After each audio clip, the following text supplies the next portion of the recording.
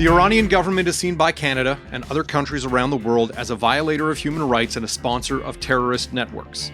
Among its opponents in this country are a large number of the Iranian diaspora community, but those opposed to the regime here have raised concerns about spying and intimidation.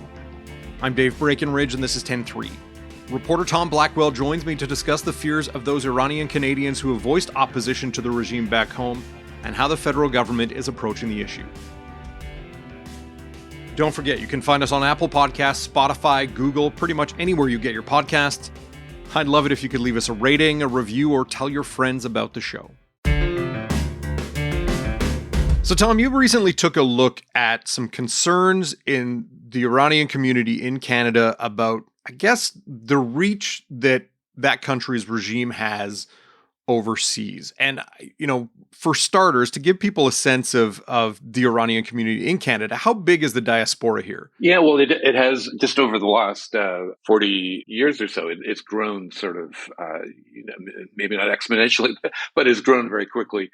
And the estimate now is that there are about 400,000 people of Iranian descent in Canada. I think the numbers from the census are somewhat smaller than that, but there's always a lag time in terms of identifying everyone belonging to a particular ethnic community. But yes, somewhere around 400,000 seems to be the commonly accepted number in the community. Now, is this a community that's kind of grown due to geopolitical events? Did the Iranian community, did people start coming here from Iran in the last 40 years?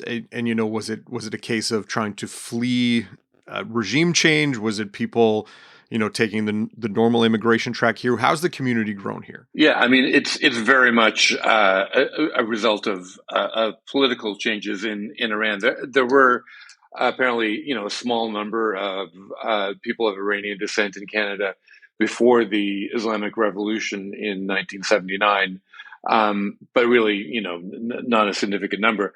But the numbers started to grow considerably after the revolution. And the way it was described to me is, initially these were people who were, fleeing essentially for their lives, feared repression or already faced some form of repression, and were coming here as essentially as refugees. Then there's been later waves of immigration, more from sort of people who are, professionals, middle-class people with money to invest, who came into Canada under other programs, not the refugee system. But I think it's fair to say that many of them, also wanted to flee the political situation in Iran, where there's terrible human rights abuses and the government has taken control of the population, and has imposed this theocratic system that obviously rankles a lot of people. In general, is there a consensus in the Iranian community in Canada when it comes to feelings about the regime back home? By and large, is it a negative view of Iran and more so its regime, or are there sympathizers in Canada? Yeah, that's something I really struggled a bit to get a clear handle on. Unfortunately, as far as I could tell, there have been no polls done that sort of, empirically show what percentage of the population of the community opposes the regime in Iran, and what percentage supports it. But I would say that people reference two events in 2022 that would bolster the idea that the majority, maybe the large majority of the community, opposes the regime. And that was two protests that coincided with protests happening in Iran at the time, that were in response to a young woman who was arrested and then died in custody simply because her hijab did not meet the strict rules of modesty imposed by the government. They were known as the Woman Life Freedom protests. And there were two, especially in the Toronto area, within a few days of each other, but both of which attracted something like 50,000 people. So when you think about a community of maybe 400,000 spread across the country, two protests in the Greater Toronto area alone, that drew 50,000 people each. That does suggest that's where a lot of the, probably a large majority of the community's sentiments lie. Looking at things geopolitically, Canada does not have diplomatic relations. I believe they cut relations with Iran in early 2010s, 2012, if I'm not mistaken. What sparked that move? Yeah, that was in 2012 under the Stephen Harper Conservative government, and it was at the time John Baird, I believe, was the foreign minister. They cited a handful of reasons. One was Iran's support of the Assad regime in Syria, and as you might recall at the time, that was not long after the Arab Spring movement, and when an actual civil war broke out in Syria, which of course continued, almost until this day. And the Assad regime cracked down, brutally on well, first of all, on protesters, and then on those it saw as opponents, enemies in the civil war. So and Iran was supporting the Assad regime. So that was one issue. There was, Iran's attempts to develop a nuclear weapons system, its support of terror groups like Hamas, Hezbollah, and also its stance regarding Israel. With statements talking about the destruction of Israel and that kind of thing. Those were the issues that the Conservative government cited. And it was a time, I think, of particular tensions between the West and Iran. Although Canada was, somewhat unique, I guess, in actually ending diplomatic relations at that time. With a reputation like that, allies of the Assad regimes, sponsors of groups like Hamas, as you mentioned, the woman who was jailed and ultimately died because of her hijab. How does it treat its expats?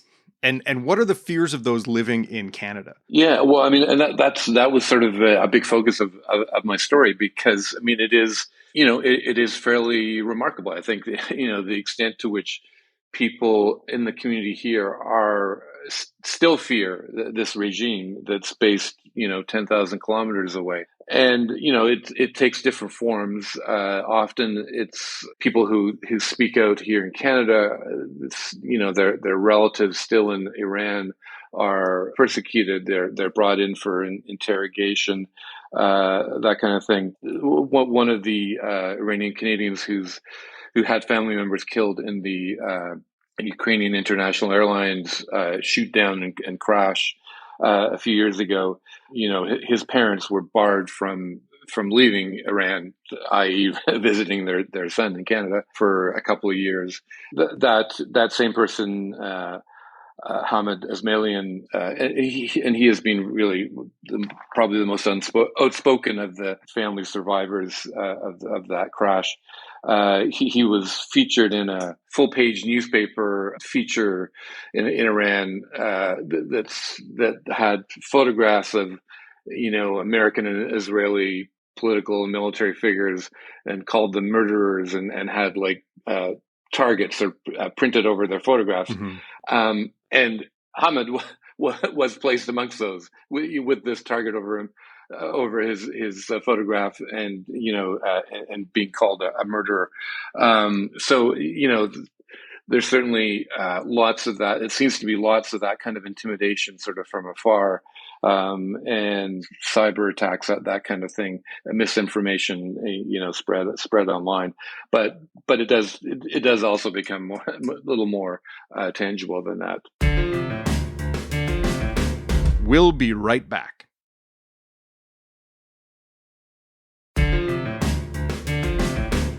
You detail in your story like concerns for the safety of loved ones back home. Are there worries that the regime could take action in Canada? I know there were concerns raised about the Indian government and whether they had involvement in the assassination of a Sikh activist in Vancouver. Are there worries that there could be steps taken like that on Canadian soil here? Yes, absolutely. And for instance, the CSIS has said that it is investigating credible threats of death threats against Canadians, potentially using organized crime figures here in Canada to carry out those actions. And more specifically, Iranian American journalist who's quite prominent a few years ago, the FBI charged people in the States with attempting to or planning to kidnap her, and the U.S. indictment mentioned that the same group was targeting three unnamed dissidents in Canada. Separate to that, and this was last year, two members of the Hells Angels in Canada were indicted in the States for planning to kidnap or murder Iranian dissidents in the States, in Maryland, I believe it was. And then Irwin Cotler, the former justice minister and prominent human rights advocate and supporter of Israel, has been under tight security the last year or so because of credible death threats from Iran. So, and there's other examples of at least surveillance of outspoken dissidents here in Canada. So yeah, I think clearly, there is certainly within the community, there's fear of real tangible repercussions. Now, also in Canada, there have been concerns raised in the last few years about state actors getting involved in our politics or trying to influence our politics. And there were hearings in Ottawa about it, and there's been allegations made about Chinese actors here in Canada. What about the Iranian regime? Have there been concerns raised that there could be political interference, foreign interference in our electoral process from Iran? Yeah, no, absolutely. And it's the interesting thing is that the federal foreign interference inquiry didn't officially name Iran as one of the countries of concern, although it did come up in the hearings that were held. But yeah, one example involves a Toronto area lawyer named Kaveh Shahruz. His lawyer, Harvard Law graduate. He's a fellow at the Macdonald-Laurier Institute think tank, and he, I believe it was last year, wanted to run for the Conservative nomination in the Richmond Hill riding near Toronto, and says that he was subjected, even before he officially said he was running for the nomination, he said he was the subject of like widespread misinformation online, suggesting he was linked to a group known as the MEK, which was once considered a terrorist group by the Canadian government, but it's an opponent of the Iranian regime, but that just is really unpopular with both sides, both opponents of the regime and supporters of it, because of its tactics and other things. So you don't want to be linked to them if you want to get votes from the community. And he says he's not, but this misinformation suggested that he was, and he said twice in a week he'd be trending on Twitter or what other social media, and how does that happen in sort of a somewhat sort of obscure political race, unless it's something that's orchestrated. No proof that Iran was behind that, but there's certainly circumstantial evidence, I guess. Now, one way that foreign actors can also be involved in Canada is through money laundering, or there's a belief that there's money laundering going on the part of foreign regimes here. Is that a concern with Iran in Canada? Yes, absolutely. And I should mention before sort of getting into that, just briefly, that one of the concerns of and that feeds the fear of Iranian Canadian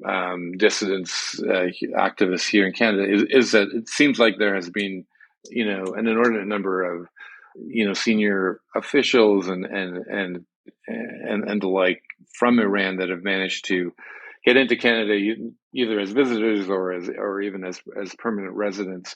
So one Iranian American researcher I spoke to said he believes Canada is sort of the most Iran infiltrated country in the Western world, and it's kind of a joke, maybe a dark joke within the community, that Canada is sort of a haven for Iranian government officials.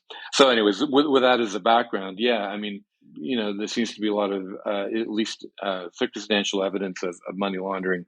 There's been a proliferation of currency exchange offices in Iranian neighborhoods, especially in the Toronto and Vancouver area.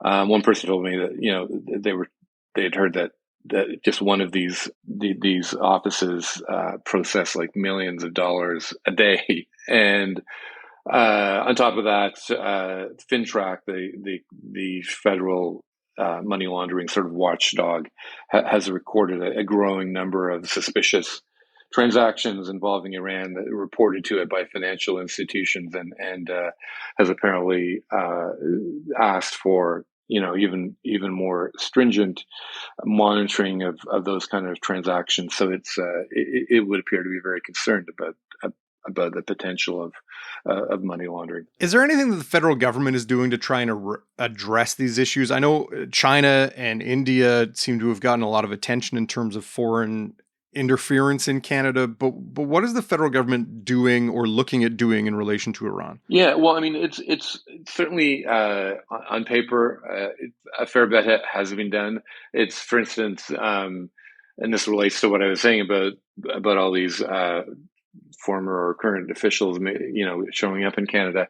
It passed. The federal government passed a law a year or two ago saying that no senior Iranian officials or former officials dating back to early 2000s could be admitted to Canada. It also has banned entry into Canada of I think something like 10,000 members of the IRGC, which is the sort of the politicized branch of the Iranian military. And like I said, FINTRAC seems to be trying to monitor the money laundering issue. That said, I mean, a common complaint amongst the activists within the community is that, despite these laws, despite the apparent best intentions of the government, that people who shouldn't be allowed into Canada are making it into the country, and that money laundering is taking place. I mean, just as one example that I did a story on a couple of years ago, this former Tehran police chief who was involved, for instance, in a fairly infamous campaign targeting women who were not dressed modestly enough, who was involved in putting down student protests fairly violently. He was spotted in a gym in Richmond Hill in the Toronto area. It was a couple of years ago, and sort of ironically working out next to women in their workout outfits that he would have considered sort of criminal as the police chief in Tehran. And there's other examples of that as well. A former health minister who showed up a year or two ago, and when people in the community drew attention to that, he did an interview with Iranian media where he threatened retribution against those Iranian Canadians who had sort of outed his presence in Canada. So yeah, it's unclear how tightly these rules are being enforced, but the rules are there. Question is, how effective are they? Mm-hmm. Yeah, and I mean, it's a question of how seriously the federal government takes these issues and whether they're going to act on them. Tom, great reporting. Thanks very much for your time. Okay, thank you. 10-3 is produced by Sean Knox. Theme music by Bryce Hall. Thanks to my guest, Tom Blackwell. You can read this piece and more from him at nationalpost.com. I'm Dave Breckenridge. Thanks for listening.